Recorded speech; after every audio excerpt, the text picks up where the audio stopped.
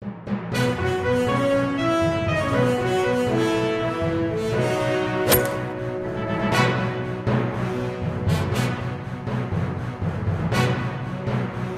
को मालूम, उसके ऊपर भी केस किया। वो बटला नीलेश राणे, उसके ऊपर और गिरी महाराज के ऊपर भी। और बहुत जल्दी आप लोग देखेंगे कि थाना की 1 नंबर कोर्ट के अंदर वो भगवा वस्त्र पहनकर वहां हाजिर होगा और उसको इसी तरीके से कोर्ट में बुलाने का काम करूंगा। महाराष्ट्र का वो भी पहला केस है। 5 तारीख थी, 5 तारीख को नहीं आएगा, 10 को आएगा, 10 को नहीं आएगा, 15 को आएगा। और इंशाअल्लाह ताला जब वो आएगा तो सामने सईद अली अशरफ खड़ा रहेगा कि आज के बाद किसी भी मुसलमान कभी किसी के धर्म के बारे में नहीं बोलता है, किसी भी धर्म के पैगंबर या उनके जो भी बड़े लोग होते हैं उनके बारे में नहीं बोलता है। हम तो राम की इज्जत करने वाले लोग हैं, कृष्ण की इज्जत करने वाले लोग हैं। मुसलमान के धर्म में एक चीज बता दी गई है, लकुम दीनुकुम वलिय दीन, आपका दीन आपको मुबारक, हमारा दीन हमको मुबारक। और हमको मना किया गया है कि किसी भी तराजू में ना तोला जाए। मैंने इंसान ही रहने की कसम खाई है, मुझको हिंदू या मुसलमान ना बोला जाए।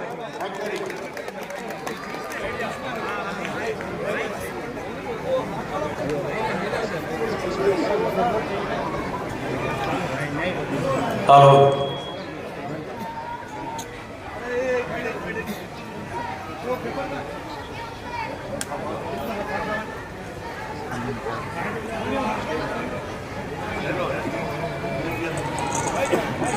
दोस्तों, कुछ दिन से हमारे यहाँ अफवाह फैलाई जा रही थी कि कब्रिस्तान इनलीगल है, कब्रिस्तान की जमीन कब्रिस्तान मुस्लिम कब्रिस्तान करके दर्ज नहीं है। तो आज हमने मीडिया के लोगों को बता दिया कि कब्रिस्तान अल्हम्दुलिल्लाह थाने महानगर पालिका शमशान भूमि मुस्लिम 105/8 ये आपका कब्रिस्तान का मुसलमानों का कब्रिस्तान ये हो गया है। इसकी जांच मैं पत्रकारों को बोलता हूँ, लोग कर चुके होंगे, पक्का ना कर लिया ना। तो अब आप लोग ये जो शहर में गुमराहियत जो चल रही है उसका कब्रिस्तान सुन्नी मुस्लिम कब्रिस्तान मुंब्रा ये हो चुका है, मैं ऐलान करता हूं।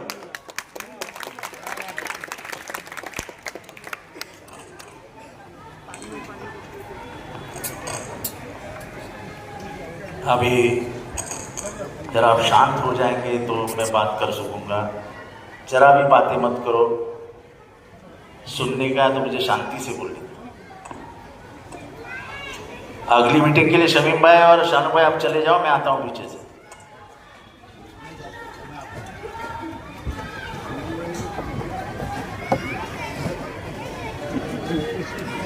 मंच पे बैठे हुए सभी नेतागण, मेरे सामने बैठे हुए सभी बुजुर्ग, मेरी बहनें और मेरे सब नौजवान दोस्तों, मुझे याद है आरिफ, मैं जब 2009 में आया था तब इधर ही हमने पहली सभा ली। आरिफ भाई जरा सुनो ना, हमको नहीं सुनोगे क्या?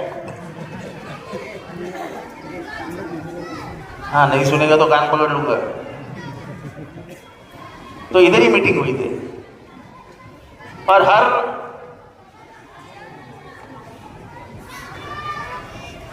साल जब इलेक्शन होता है 5 साल के बाद आरिफ भाई को जिम्मेदारी दी जाती है इस एरिया की, और आरिफ भाई एक कदम आगे एक कदम पीछे नहीं होते हैं, एक जगह पे खड़े रहते हैं और वादा करते कि साहब एक मीटिंग लूंगा, बाद में आना मत। आज मीटिंग हो गई और बड़ी तगड़ी मीटिंग हुई। मैं आरिफ पतंग का एहसानमंद हूँ, उसका शुक्रगुजार हूँ कि उसने मीडिया मीटिंग यहाँ पे करवा दी। और मुझे सबसे ज्यादा क्या अच्छा लगता है, एक तरफ देश में हिंदू मुसलमानों का माहौल किया जा रहा है। अरे भाई ध्यान से सुनो, एक तरफ हिंदू और मुसलमानों का माहौल किया जा रहा है और एक तरफ मेरी बहन बुर्खा पहनी हुई बहनें और उनके पीछे बैठी हुई मेरी मराठी माँ बहनें, ये सब एक साथ बैठे। भाईचारे का इतना बड़ा उदाहरण देश में कहीं नहीं मिल सकता है। ये पूरा ऊपर का पट्टा मराठी पट्टा है, पूरा ऊपर का पट्टा। पर पिछले 40 सालों में माचिस की कारी भी नहीं जली, इतना अपनापन है अपने। ये भाईचारा हम मिटाना नहीं चाहते। बीजेपी उसको मिटाना चाहती है, पर हमने गांधी जी की सौगंध खाई है कि जो भाईचारा उन्होंने अपने हाथ में दिया है, जब आजादी मिली तब उन्होंने भारत हमारे हाथ में दिया है। हम भारत को नथुराम गोडसे के हाथ में नहीं देंगे। जिसने गांधी जी का खून किया था वो इस देश का पहला तिरेगी, उसकी विचारधारा इस देश में चलेगी नहीं, वही बीजेपी की विचारधारा है। निहत्थे आदमी को मारना ये बीजेपी की पहले से आदत है। संविधान को विरोध करना ये बीजेपी की पुरानी आदत रही है। संविधान को आज नहीं बदलना चाहते हो। जब हमें आजादी मिली और 1950 में जब हमने संविधान लाया, तभी संविधान ये नहीं है, हम इसको मानते नहीं हैं, ऐसे कहा था आरएसएस ने। जिस तिरंगे की आप मोदी बात करते, घर घर तिरंगा, घर घर तिरंगा, घर घर तिरंगा, हमें आज भी याद है कि 1950 में जब ये तिरंगा को कॉन्स्टिट्यूशनल मान्यता मिली, संविधान के तहत उसको मान्यता मिली। अपना तिरंगा संविधान में भी है, ऐसा ही तिरंगा नहीं लहराता है। संविधान में बाकायदा उसको पास किया है कि तिरंगा कैसा रहेगा, उसका रंग कितना रहेगा, क्या रहेगा, सब संविधान में लिखा है। उस संविधान के तिरंगे को भी इस आरएसएस ने विरोध किया था। कहा था कि 3 अशुभ आंकड़ा है, हम 3 रंग का सब ये झंडा नहीं स्वीकारते हैं, हमारा झंडा भगवा ही रहेगा। तब हमारे लोगों ने कहा था कि ये देश रंगों में नहीं बटेगा, ये देश एक रहेगा। और आज भी उसी संविधान के कारण हम एक हैं। यहां पे कितने जाति समुदाय के लोग हैं, सबकी भाषाएं अलग हैं। यहां उत्तर भारत के लोग हैं, यहां कोंकण के लोग हैं, यहां केरला के लोग हैं। ये हमारे जो बंजारा है, वो बंजारा है, मैं बंजारी हूं, ज्यादा अंतर नहीं है। वो जो घुंघरू पहनते हैं ना, वो बंजारा, सब पीछे बैठे हैं। ये हमारे में और उनमें ज्यादा अंतर नहीं है, लेकिन फिर भी वो बंजारों का सबसे अच्छा मित्र कौन है, उनकी ख्यालात रखने वाला कौन है? आरिफ पतंग। यहाँ जाति भेद और धर्म को भेद को मुमरा में कोई स्थान नहीं, ये मैं बोल रहा हूं वो बराबर है। मैं आपसे पूछ रहा हूं, अगर आप जिंदा दिल हो तो बताओ मुझे कि किसी धर्म द्वेष का उदाहरण मुमरा में आपने देखा है? कभी मुमरा में किसी हिंदू भाई को मारा है? किसी मुसलमान को हिंदी भाइयों ने मारा है? तो मुमरा का नाम क्यों बदनाम करते हो? आप जो सुन रहे हो ना, उसके ऊपर मुझे चेहरे पे जवाब दिखना चाहिए, तब बोलने में मजा आती है। वरना मैं बोल रहा हूं और मेरी तरफ आप अंधे के जैसे देख रहे हैं, कोई मजा नहीं आता है। भाषण दो तरफा होना चाहिए। मैं अगर सवाल पूछूं तो आप उसका जवाब भी देना चाहिए। मैं जब बोल रहा हूं कि भाईचारा सबसे ज्यादा इस गली में दिखता है, नीचे मुसलमान रहता है, ऊपर हिंदू रहता है, दररोज इधर से आता जाता है, लेकिन उसको डर नहीं लगता है। ये भाईचारा और कहीं नहीं दिखेगा। उसके लिए तो तालियां बजाओ। अब तुम्हारी तारीफ भी कर रहा हूं तो तुम उसके लिए भी तालियां नहीं बजाओगे। जब भाषण सुनते हो ना, तो भाषण की मजा लेने के लिए भाषण करने वालों को आपकी हंसी, आपका गुस्सा दिखना चाहिए। ये कोई कॉमेडी शो नहीं चल रहा है, यहाँ विचारों का आदान प्रदान हो रहा है। एक ऐसी विचारधारा इस देश में है जो हमें आपस में लड़ा रही है। वो विचार लेने का काम, लाने का काम इस देश में आरएसएस ने किया था। इस विचारधारा को आगे लेके जाने का काम बीजेपी कर रही है कि नहीं? अरे जोर से बोलो ना, अरे जरा मर्द के जैसे आवाज निकालो यार। अरे उनको पूरा लेने का, ये क्या बोलते ना, हेड ऑन समझते हो ना, कि पूरे अंक पे लेने का काम मैं कर रहा हूं और तुमको आवाज देने में भी और है, ये क्या है?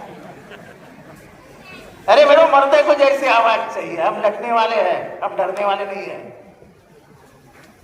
हमारे यहां प्रचार करने वाले भाई साहब बोलते हैं कि बीजेपी का डर दिखाते हैं। डरते कौन है भाई? हम डरते हैं तो एक ऊपर रहता है और दूसरे में मैं डरता हूं। बाकी कौन किसी को डरता है मुझे मालूम नहीं। मैं दोनों ही चीजों से डरता हूं, एक ऊपर वाला और एक मेरा बाप शरद पवार। बाकी मैं किससे भी नहीं डरता। मेरे माँ बाप तो है नहीं, बेचारे न जाने कहां है अभी। लेकिन जिस बाप ने मुझे गरीबी से उठाकर चलने को सिखाया, राजनीति में उंगली पकड़ के चलाया और इस मुकाम तक पहुंचाया, उस शरद पवार के एहसान में कभी भी नहीं भूल सकता हूं। ये पार्टी किसकी थी? ये पार्टी किसकी थी? राष्ट्रवादी कांग्रेस पार्टी किसकी थी? बोलिए भाई। उनको एक दिन आधी रात में ऐसा धक्का मार के घर से निकाल दिया। ये नौजवान गिरते गिरते बच गया। एक 85 साल का बुढ़ा, 4th स्टेज का कैंसर, ये पूरी हड्डी टूटी हुई पैर की, चलने में मुश्किल। उस आदमी को तुमने बहरे में से भतीजे ने घर से बाहर निकाल दिया, घर से बाहर निकाला। फिर कोर्ट में जाके कहा कि ये हिटलर है, हिटलर, ये हुकुमशाह है। हुकुमशाह है? 1990 में तुझे आमदार बनाया और जब जब मंत्री बनने का मौका आया तब अजीत पवार हरदम मंत्री बन गए। कौन था अजीत पवार?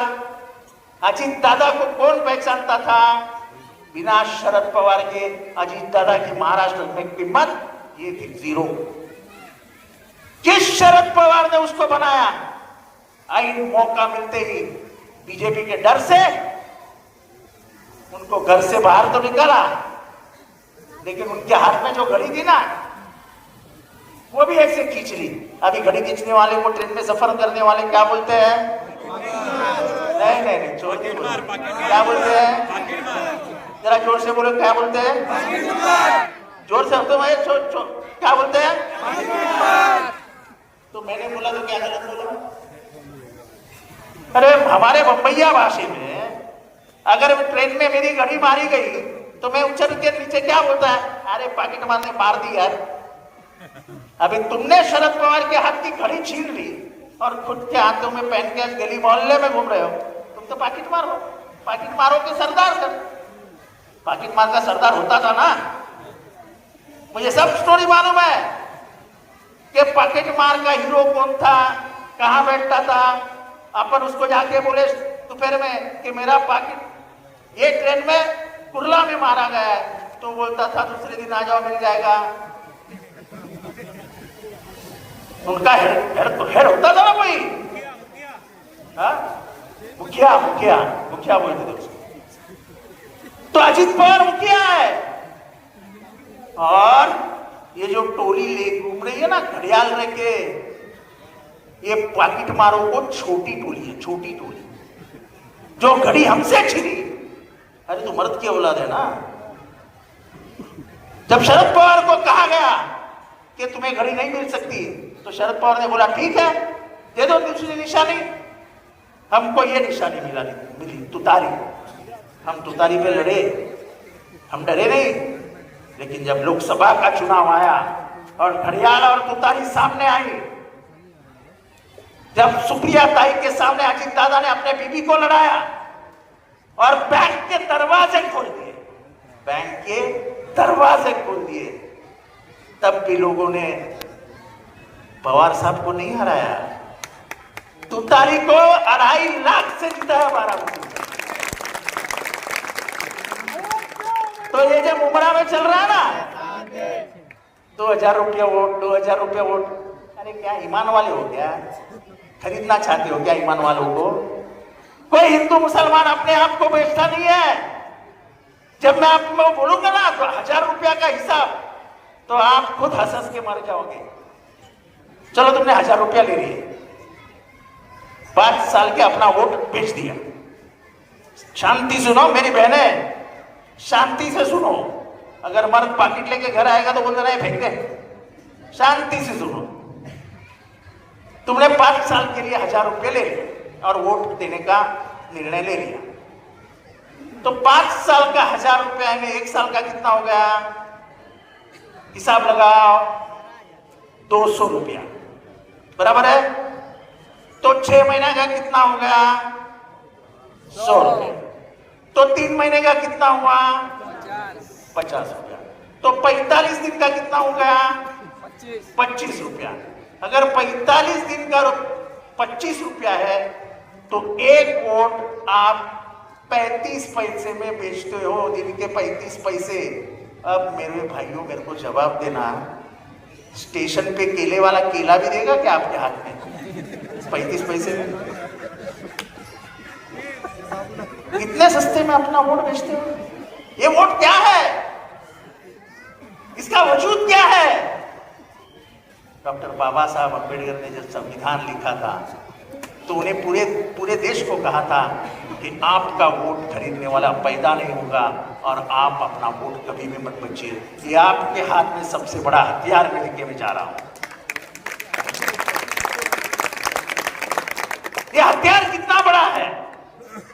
तो 1977 में जो लोगों को लगा कि इंदिरा गांधी सत्ता का इस्तेमाल बराबर नहीं कर रही है, तो कश्मीर से लेकर कन्याकुमारी तक लोगों ने ऐसे वोट डाले कि इंदिरा जी जैसे नेता को सत्ता से बाहर निकाल दिया। यह है वोट की अहमियत। इस बार क्या हुआ? 400 पार, अब की बार 400 पार। ये 400 पार का नारा हिंदू और मुसलमानों को धोखे की घंटी थी, धोखे की घंटी। वो 400 पार जाता तो ये संविधान बदल दिया जाता। सबसे पहले हिंदुओं में जो गरीब है, जो पिछड़ा है, जो ओबीसी है, जो एससी है, जो एसटी है, ये हमारे बंजारा है ना, ये सब ओबीसी है, सब ओबीसी। ये आंध्र प्रदेश में एसटी में है, शेड्यूल ट्राइब में, इंदौर में एसटी में है, पर हमारे इधर महाराष्ट्र में ओबीसी में है। मैं भी ओबीसी में हूं। हमारा आरक्षण ही निकाल लेता। 5000 साल हमको स्कूल में नहीं जाना दिया, 5000 साल। हमारे बाप दादाओं को मंदिर में नहीं जाने दिया, पर संविधान आया तो हम जानवर से इंसान बन गए। वो भी डॉक्टर बाबा साहब अम्बेडकर की मेहरबानी। पर मुसलमानों को क्या धोखा था? अगर संविधान बदल जाता तो तुम्हारे को क्या धोखा था? मालूम है? मालूम है? इस देश में संविधान में कुछ मूलभूत अधिकार है जिसको हाथ लगाने का अधिकार किसी को भी नहीं है। संविधान में मूलभूत अधिकार में कहा गया है कि आपको धर्म का स्वातंत्र्य है, राइट टू रिलीजन। मतलब क्या? तो संविधान अनुसार आप जिस धर्म पे हो, उस धर्म में जो भी कानून है, जो भी रीति रिवाज है, उसका आप उसके पीछे आप चल सकते हो, उसका समर्थन आप कर सकते हो। और वो कानून अगर आप निभाना चाहते हो तो सरकार जिंदगी में उसको रोक नहीं सकती। आपको आजादी है धर्म की। पर अगर वो 400 पार चला जाता तो पहला काम करता तुम्हारा शरीयत निकाल लेता, क्योंकि अमित शाह ने आसाम में कहा था हमको 400 पार जाने दो, हम मुस्लिम पर्सनल लॉ हटा देंगे। आपको मालूम है आसाम में बीजेपी की सरकार है, बहुत तगड़ी सरकार है। वहां निकाह लगाने से बंदी डाली है, आप निकाह नहीं कर सकते हो। वहां निकाह नामा आप लिखा नहीं जाता है। आप कोई मौलवी निकाह कौन पढ़ाता है? हाजी। वो नहीं, अभी उनकी नौकरियां गई, अब उनको निकाह नहीं पढ़वाया जाता है। आप जाके कोर्ट में शादी कर लो। ये आसाम में हुआ है। एनआरसी और सीए लगाने का काम किया जा रहा है। इतनी घमंड है कि हम कुछ भी करेंगे तो मुसलमान मांग लेंगे। ऐसा नहीं होता है। इस देश में संविधान जब तक जिंदा है ऐसा नहीं होगा। और इसीलिए इस देश के अमन पसंद हिंदुओं ने पहला काम क्या किया? जिस राम के नाम पे पूरे 20 साल राजनीति की, पूरे 20 साल, जो अयोध्या नगरी में जिनका जन्म हुआ था, वो हमारे राम लल्ला को गली मोहल्ले में घुमा करके मुसलमानों को डराया जाता था। उस शहर के अमन पसंद हिंदुओं ने पहला काम किया, अयोध्या में जहां पे राम मंदिर बना है वहीं पे बीजेपी को कड़ारी हार माननी पड़ी। और एक अवधेश प्रसाद नाम का दलित वहां के सब लोगों ने मिलकर चुन के दिया। ये है भारत। जब भारत के लोग जाग जाते हैं ना तो क्रांति लाते हैं। भारत को तुम कभी भी हिंदू मुसलमानों में बंटवा नहीं सकते हो। ये क्या घोषणा है? बटेंगे तो कटेंगे, ये क्या घोषणा है? अरे यहाँ के हिंदू को कितने दिन डराओगे मुसलमानों को दिखा के? ये मुसलमान आ रहा है, ये मुसलमान आ रहा है, ये मुसलमान आ रहा है। यहाँ का हिंदू कभी भी दहशतवादी नहीं था।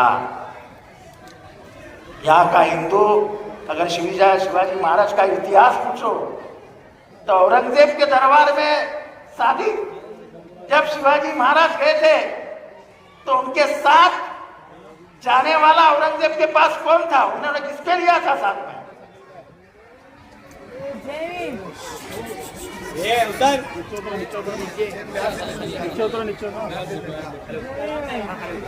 तो औरंगजेब के दरबार में गए थे तो उनके साथ वो मुझको लेके गए थे।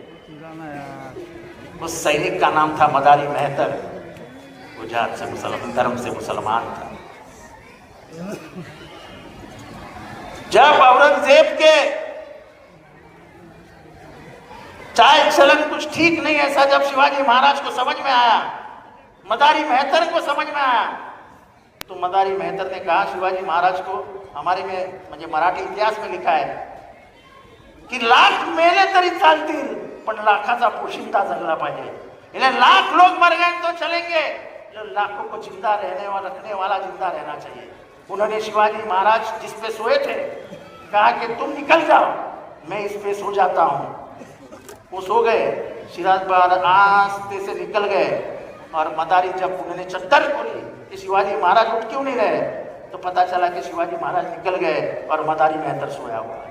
आगे मदारी मेहतर का क्या हुआ ये पता नहीं है। ये हिंदू मुसलमानों को शिवाजी महाराज के वक्त का इतिहास है।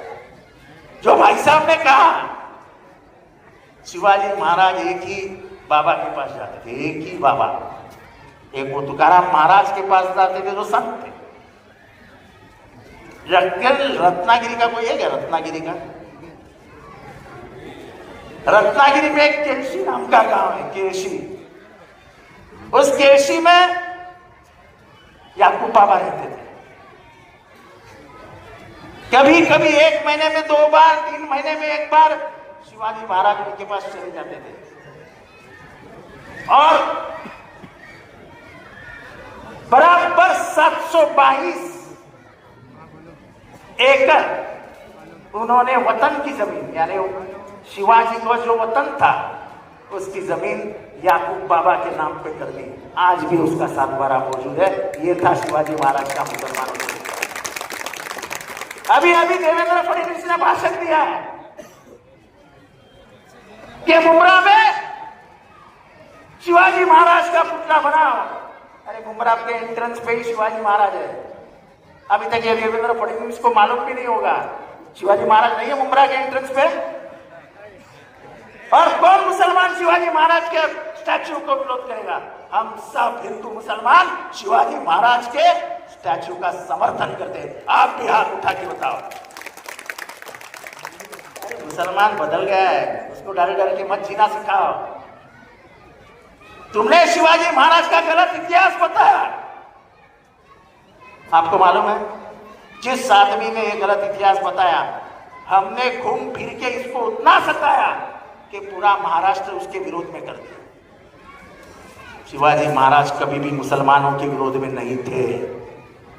ये तो कुछ लोगों की साजिश थी जो शिवाजी महाराज मुसलमानों के सामने रख के सबसे बड़ा दुश्मन शिवाजी है ऐसा कहा गया। शिवाजी महाराज ने कभी भी हिंदू मुसलमान नहीं किया, कभी भी नहीं किया। और इस महाराष्ट्र की जो विचारधारा है वो विचारधारा शिव फुले शाहू अंबेडकर की है।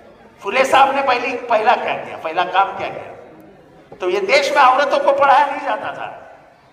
उनकी एक सहेली थी फतेह फातिमा भी, वो मुसलमान थी, अमीर थी। ज्योतिबा फुले भी अमीर थे। तो उन्होंने महिलाओं के लिए स्कूल खोले।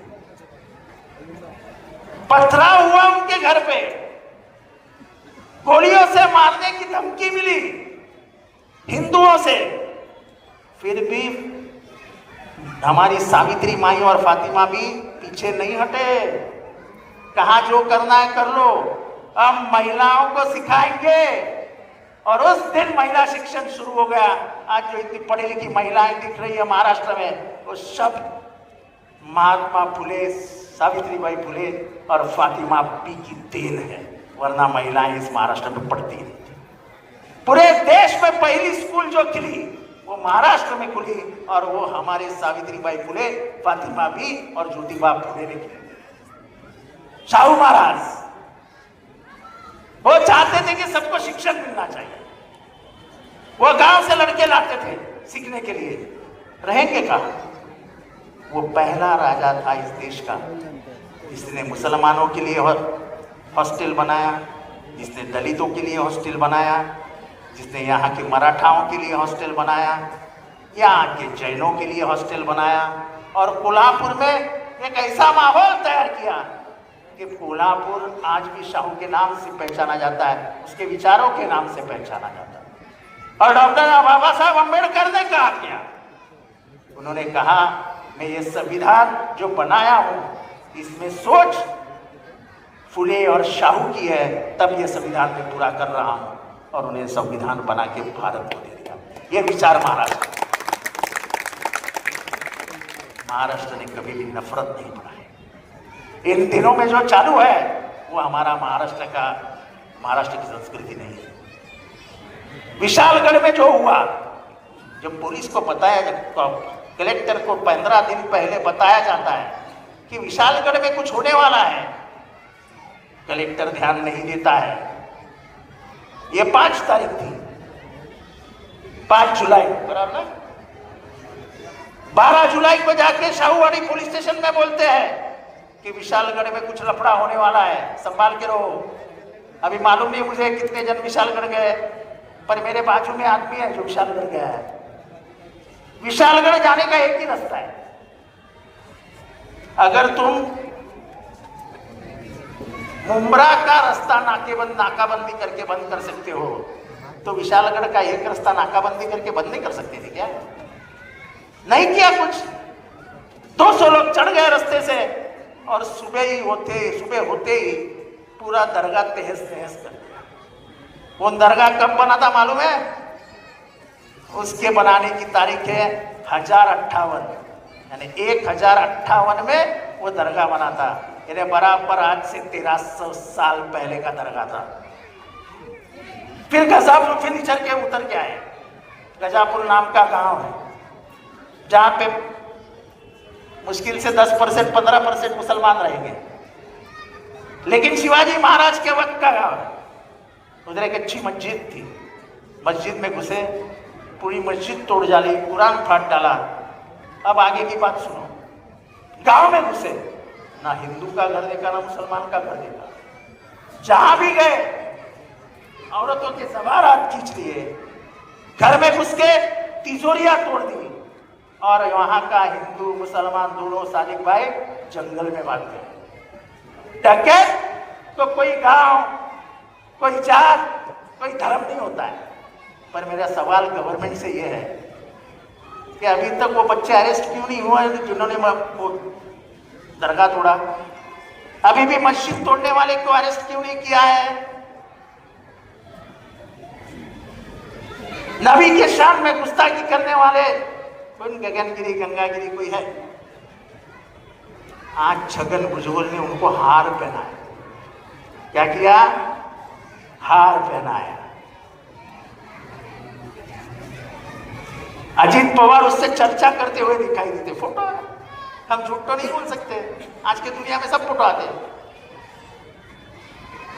अजीत पवार खुद को सेकुलर बनाते हैं, सोच मेरी है ऐसे बताते हैं, तो कैबिनेट में मांग क्यों नहीं की कि गंगागिरी महाराज को अरेस्ट करो? सुप्रीम कोर्ट ने कहा है, मैं नहीं कहता हूं, सुप्रीम कोर्ट ने कहा है कि कोई भी धर्म के खिलाफ कोई नफरत का भाषा बोलेगा तो बिना कंप्लेंट उसको अरेस्ट कर दो। तो वो गंगागिरी महाराज बाहर क्यों है? क्योंकि उसको बीजेपी का समर्थन है। हमारे मुख्यमंत्री कहते हैं गंगागिरी महाराज के बाल को हाथ नहीं लगाने दो, बाल को मत हाथ लगाओ, लेकिन इस देश को कानून को तो मानो। जब देश का कानून कहता है कि उसको अरेस्ट करना चाहिए तब अरेस्ट करो। ये हाजी मलंग दरगाह, वहां पे आता है टी राजा, क्या गंदी बातें करता है, क्या गंदी बातें करता है। शर्म नहीं आती सरकार को? हम उसको अरेस्ट नहीं करने देते। 2 महीने के बाद भाई साहब पड़गा आने वाला था। पड़गा के लोगों ने मेरे को फोन किया कि साहब गंगा तो क्या वो टी राजा आने वाला है। मैंने जाके कमिश्नर से मुलाकात की, मतलब साहब माहौल क्यों खराब है? आपको मालूम है पड़गा भिवंडी से कितना नजदीक है, क्यों क्या चाहते हो क्या? तब जाके पुलिस ने बताया कि हम उसको परमिशन नहीं देंगे, जिसने परमिशन मांगी थी उनको बुला के बोला हम उस एरिया में टी राजा को आने नहीं देंगे। इस देश में जब भी अत्याचार और अनाचार होता है तो सवाल पूछने वाला आदमी आके खड़ा होना होता है, और मेरी आदत है जहां भी कहीं अत्याचार होता है जितेंद्र रावण पहला सवाल पूछता है। ये जब भाई साहब धर्मांतरण का पूछ रहे थे तो मैं पहला आदमी था, जाके पुलिस स्टेशन में पूछा मुझे एक बताओ यार इसका धर्मांतरण हुआ है एक आदमी? तो फिर तुम जो 56 लोगों की यादी निकाले हो और उत्तर प्रदेश के लोग बोल रहे हैं कि 56 लोगों ने 400 लोगों का धर्मांतरण किया है, उनको अरेस्ट करना पड़ेगा। 56 लड़के, मैं बोला एक दिखाओ धर्मांतरित किया हुआ। जब उन्होंने मेरे हलचल देख रहे हैं तो बोले इनको समझ में आया कि ये हाथ के बाहर निकल जाएगा मुद्दा। चुपचाप 12 घंटे में प्रेस रिलीज निकाली, प्रेस कॉन्फ्रेंस दी और कहा उमरा में एक भी धर्मांतरण नहीं हुआ। जो 3 बच्चे पकड़े थे ये गवाह है। हमने चुपचाप पुलिस को संदेशा भेजा कि ये बंद करो, मुमरा का माहौल खराब मत करो। चुपचाप रात को शाम को किसी को भी बोला नहीं, किसी ने सुना नहीं, बच्चों को पुलिस स्टेशन के बाहर छोड़ दिया। आपको एक ऐसा नुमाइंदा चाहिए क्या जहां भी अत्याचार होगा अनाचार होगा खड़े होकर सवाल पूछेगा। मुंबरा में क्या हालात है? 2009 के पहले भाई साहब कितने बार पुलिस आती थी? गुलशन कुमार का मर्डर हुआ, आरोपी किधर से थे? मुमरा, कोई संबंध नहीं। सबसे बड़ी बात, मुमरा में 4 कश्मीरी पकड़े गए, बेचारे वॉचमैन थे, वॉचमैन। ये मुझे क्यों मालूम है? तो उस वक्त का कमिश्नर मेरा बहुत खास दोस्त था, शंगारी। मैं शंगारी साहब क्या है, वो बेचारे वॉचमैन, 1200 पगार भी नहीं होंगे और तुम उनको बमकान में लेके जा रहे हो? बोले अतिरेकी है, वफा मुझे नहीं मालूम था। तो बोले नहीं जितेंद्र तुझको समझता नहीं, ये सब करना पड़ता है, आईपी की इंफॉर्मेशन है। ये बड़ा नाटक रहता है, ये आप में भी कुछ ऐसे चलता है। नहीं आईपी ने बोला है, आईपी तो क्या आईपी क्या बोलती है?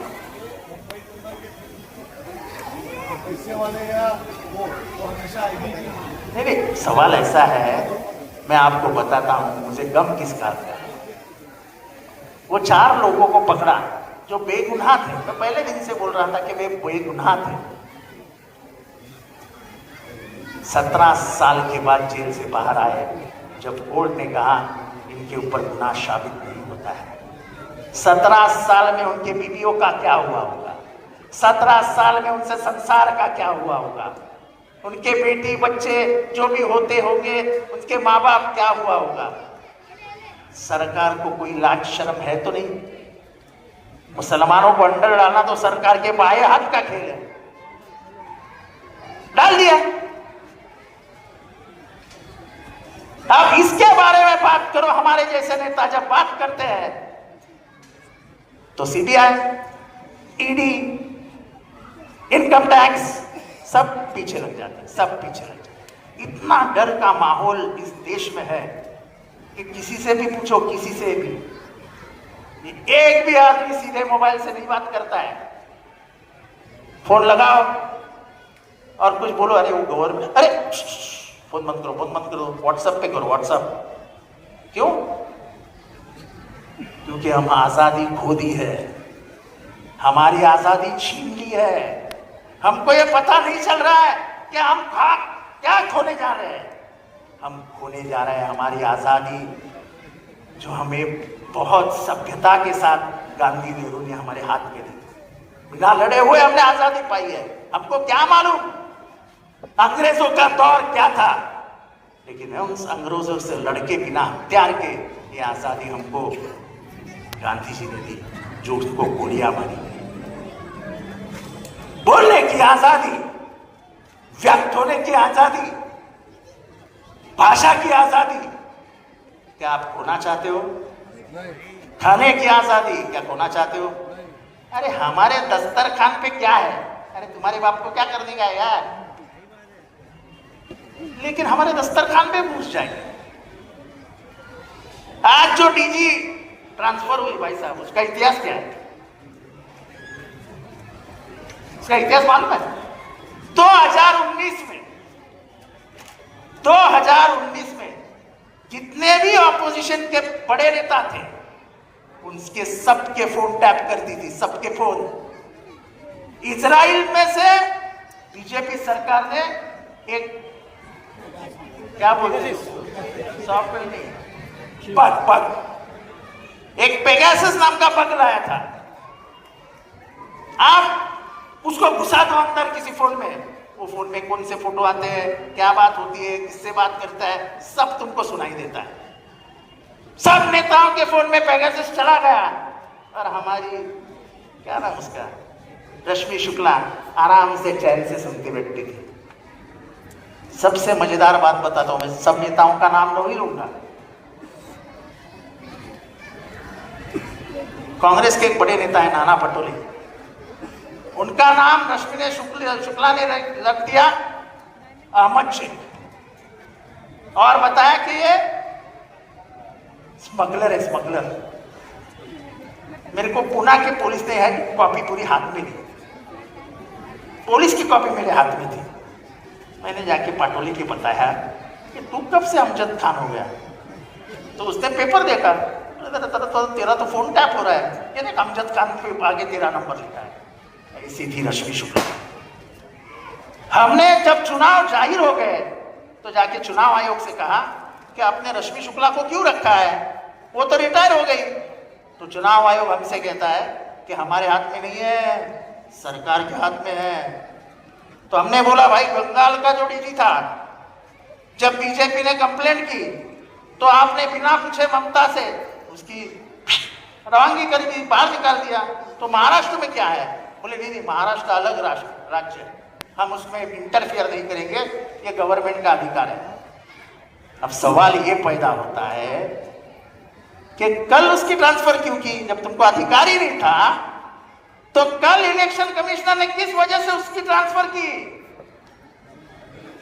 आज संजय वर्मा आ गए।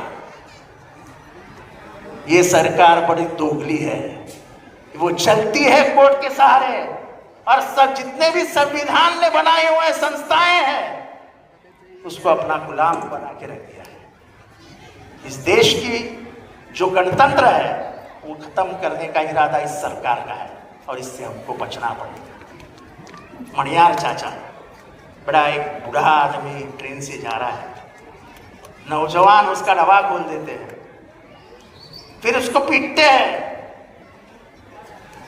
अरे तुमको किसने अधिकार दिया भाई? ये एक बूढ़े आदमी को फाइट ठाक, पूरा आंख उसका निकल गया दबा। मैं पुलिस स्टेशन पहुंचा, यहाँ के रफीक कामदार ने मुझे बताया कि ऐसा लफड़ा हो गया, तुम जाओ तो समझ में आएगा। मैं गया तो इंस्पेक्टर बोलती उनका जामीन हो गया। अरे मैं बोला उनका जामीन हो गया? कैसे हुआ? बोले हो गया, कोर्ट ने दे दिया। मैंने मेरे वकील को फोन लगाया, वो बोलते धाराएं ये केस होनी चाहिए, इसको जामीन नहीं है, इसको जामीन नहीं है। जब मैंने आवाज बढ़ाया तो दूसरे दिन उन्होंने वो कलम डाले, कोर्ट में पेश किया, कोर्ट ने उनका दिया हुआ जामीन रद्द कर दिया। और मुझे बहुत खुशी है कि आज भी वो जेल में है। लेकिन हाई कोर्ट में एक पोस्ट कौन केस लड़ रहा है मालूम है आपको? यही आपके इधर आसपास रहने वाला जीवन बाग का एक लड़का है, जसील नवरंगी। वो बिना पैसे की हाई कोर्ट में ये केस लड़ रहा है चाचा के लिए, और आज भी वो जेल में। तो हमको गांधी जी के विचार, ये सेक्युलर देश अगर बचाना है तो पहले महाराष्ट्र को बचाना पड़ेगा। और महाराष्ट्र को क्यों जिताना है? तो महाराष्ट्र में महाविकास आघाड़ी जीतेगी और सरकार 60 दिन में मोदी की गिर जाएगी। वजह पूछो क्यों? कि जिस दिन हमने महाराष्ट्र जीता उस दिन चंद्रबाबू नायडू की और नीतीश कुमार के पैर कांपने लगेंगे। वक्फ की जमीनें देने से लेने से वक्त नीतीश कुमार ने और चंद्रबाबू ने विरोध कर दिया था कि हम इस कानून का समर्थन नहीं कर सकते, ये कानून गलत है। वक्फ का जो जमीनें हैं वो अल्लाह के नाम से अमीर मुसलमानों ने, सुल्तानों ने, नवाबों में दी जमीनें हैं, हमारा कोई अधिकार नहीं उस पर। तब जाके बीजेपी ने पलटी मारी। अभी आप बताओ, राफेल में करोड़ों रुपए खाए थे, कांग्रेस चिल्ला चिल्ला के बोल रही थी जेपीसी लगाओ, लगाई जेपीसी। तो हमको हमारा वक्त बचाना है, हमको पर्सनल लॉ बचाना है, मुस्लिम पर्सनल लॉ, हमको महाराष्ट्र बचाना है, हमको बेरोजगारी खत्म करनी है, हमको महंगाई से बचना है, और इन सब चीजों के लिए महाविकास आघाड़ी को जिताना है। और ये झगड़ियाल घूम रहा है, उसका लीडर अजित पवार नहीं है, चाबी अमित शाह के हाथ में है। चाबी चलाने वाला ही गुनहगार है। तो गुनहगारों के टोली के साथ उमरा कभी ना जाएगा, ना गया था। तो बीजेपी को अंदर घुसने मत देना, हमको ये उमरा और ये महाराष्ट्र बचाना है। और मैं फिर से एक देवेंद्र फडणवीस को आपकी तरफ से कहता हूँ, आप पैसे लगाओ, आप शिवाजी महाराज का पुतला लाओ, हम लगा के देंगे। उमरा वाले की तरफ से मैं कहता हूँ, खुदा हाफिज।